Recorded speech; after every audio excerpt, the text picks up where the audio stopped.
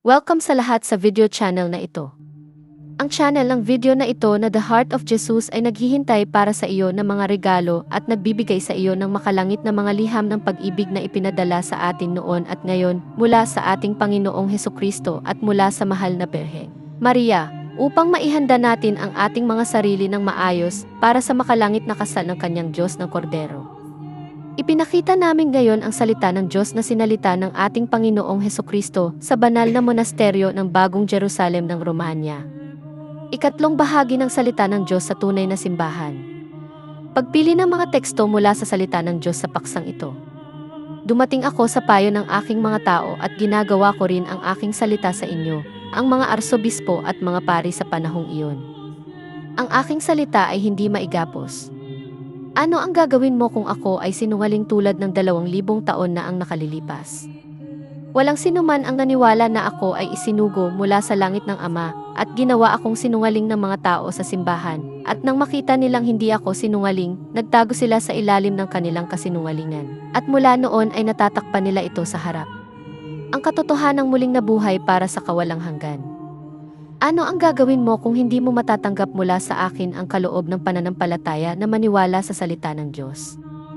Ang Romanya ang halimbawa ng kaharian ng langit, at ang mga bansa sa lupa ay magtitipon patungo dito at mamahalin nila ito at aalisin ang liwanag ng aking salita mula rito, sapagkat inilalagay ko ito bilang liwanag sa kandelero, at maraming tao ang kakain.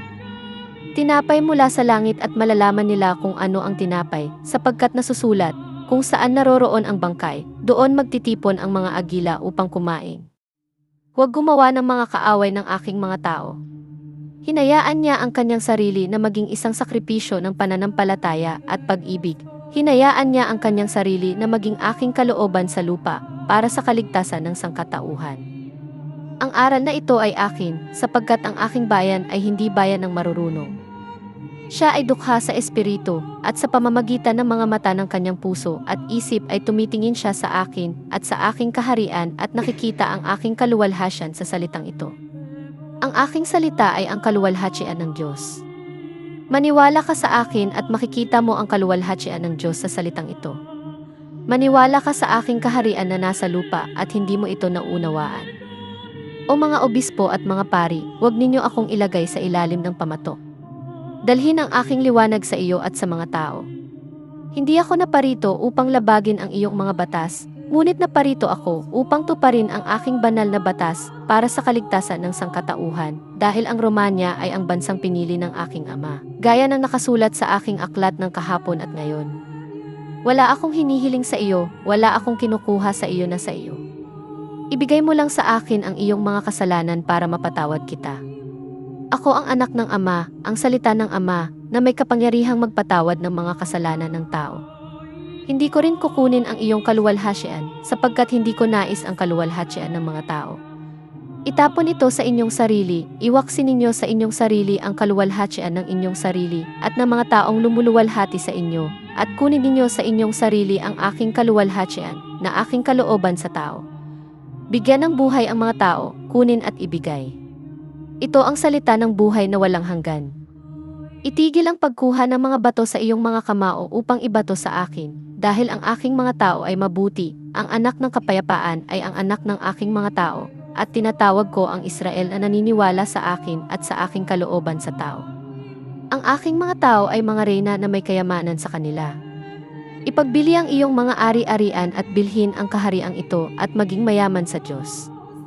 Ang aking mga tao ay may salita ng buhay sa gitna nila, nasa kanila ako bilang salita at katawan, at naglilingkod ako kasama ng mga banal at mga anghel ang munting sumasampalataya, at magagawa niya sa akin, sapagkat ang lahat ay posible sa kanya na sumasampalataya. Kung ako ay nasa gitna niya, huwag mong pagdudahan ang kanyang buhay, ang kanyang pagpapahid. Nagtrabaho ako bilang pagsumite sa iyo. Kumuha ako ng isang pari mula sa inyo, isang saksi ng aking bagong gawain sa ibabaw ng lumang tao, upang gumawa ng isang bagong tao na ipinanganak sa pamamagitan ng salita mula sa itaas. At gayon paman ay hindi ninyo ako pinaniwalaan na ako ay dumating na salita sa lupa at katuparan ng salita sa simula ng bagong kapanahunan sa ibabaw ng Romanya, ang lupain ng aking pagbabalik sa mga tao. Ay, huwag maniwala. Inilagay mo pa rin sa iyong bilangguan ang nagpatotoo sa kadakilaan ng aking salita na nagtatag ng simbahan ni Jesucristo sa lupa. Narito, sa ganito mo ako hinatulan, sa ganito mo ako nakilala, hindi mo ako nakilala. Pero kumakatok pa rin ako. Paulit-ulit akong kumakatok sa mga pintuan ng inyong simbahan, mga obispo at pari ng simbahan ngayon sa Romanya. Kumakatok din ako sa mga tarangkahan ng Romanya, kumakatok din ako sa iyong mga tarangkahan. Kumatok at kumatok. Ako ay kumakatok upang mabuksan sa akin, at sa ibabaw ng mga tarangkahan ay hindi ako tatalon, sapagkat ang mabuting pastol ay pumapasok sa pintuan, hindi sa itaas sa kulungan ng mga tupa. Ang Romanya ay ang kwadra ng aking mga tupa na ibinigay sa akin ng Ama, at pumarito ako upang pastol sila sa pamamagitan ng isang tungkod na bakal, sa pamamagitan ng salita ng Diyos, na nagpapastol sa mga may gusto at sa mga hindi, sapagkat ang ilog ay umaagos at hindi natutuyo ang ilog ng buhay. Ang ilog ng salita ng buhay na walang hanggan ay umaagos at umaapaw, at ang sumasampalataya ay may buhay na walang hanggan ng walang paghatol.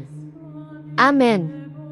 O, ang liturhiya ay hinihiling na maging banal, sapagkat nasusulat, gawin mo ito bilang pag-alaala sa akin, bilang pag-alaala sa akin sa iyo. Hindi ito dapat gawin ng mga walang pag-iisip, sapagkat ang taong may pag-iisip ay ang walang alam kundi ang Diyos sa kanyang pamumuhay. Ang gayong tao lamang ang may pag-iisip, sapagkat ang tao ay walang ibang alam kundi ito. Ang Diyos ay nagpapahinga sa kanya, larawan at wangi sa tao. O Birheng Ina, ugat ng iyong anak, nag-ugat ako sa iyo mula sa Ama, upang magkaroon ako ng ugat sa tao, upang ako ay maging ugat ng tao, ugat mula sa langit, mula sa Ama, sapagkat ako ay nagmula sa Ama patungo sa ikaw na ugat, Birheng Ina. Mahal na Ina, aking minamahal, aking Ina, aking minamahal na Birhen, Birheng Nobya. O, paano ako aawit sa iyo upang hiyain ang mga hindi nakinig sa iyong salita na nagsabi, ang lahat ng mga bansa ay magiging masaya sa akin. Ipinagdiriwang ka sa Israel. Ikaw ang taong pinag-ugatan ko upang bumukod ang tao mula sa tao, at sa gayon ay ginawa kong muli ang tao, at ang tao ay walang isip at walang alam. Kayo ang kaharian ng Diyos sa tao, at hindi alam ng tao kung ano ang ibig sabihin ng aking kaharian sa kanya at kasama niya.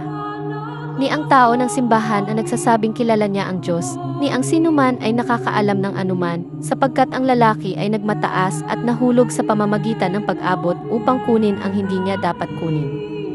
Siya ay nagnakaw at nahulog habang nagnanakaw at ang tao ay nanatili sa kanyang sarili. Siya ay nanatiling master sa kanyang sarili at kaya siya ay nananatili hanggang sa araw na ito. At ako ay naparito at sinabi, ang sinumang gustong sumunod sa akin at kasama ko, ay tanggihan niya ang kanyang sarili at pasanin ang kanyang krus na sumusunod sa akin, upang balikatin ang pagtanggi sa sarili at maging sa akin sa pamamagitan ng pagsunod sa akin.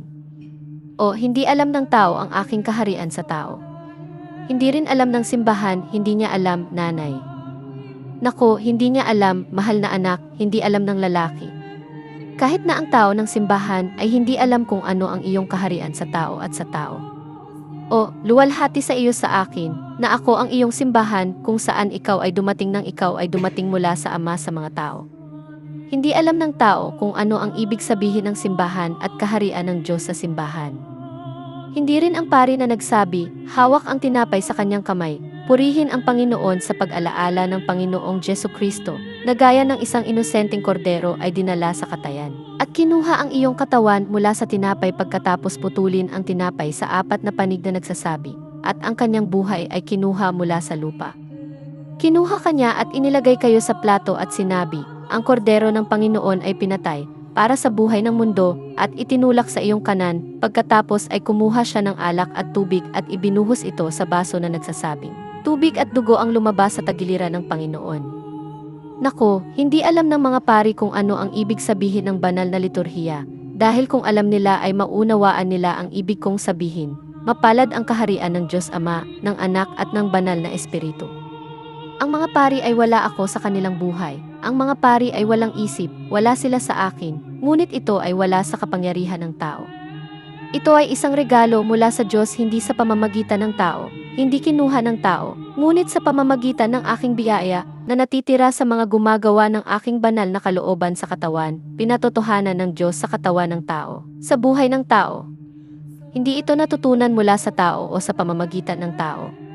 Sino ang nagturo kay Abraham ng pananampalataya sa Diyos, pag-ibig sa Diyos? Sapagkat ang pananampalataya ay pag-ibig.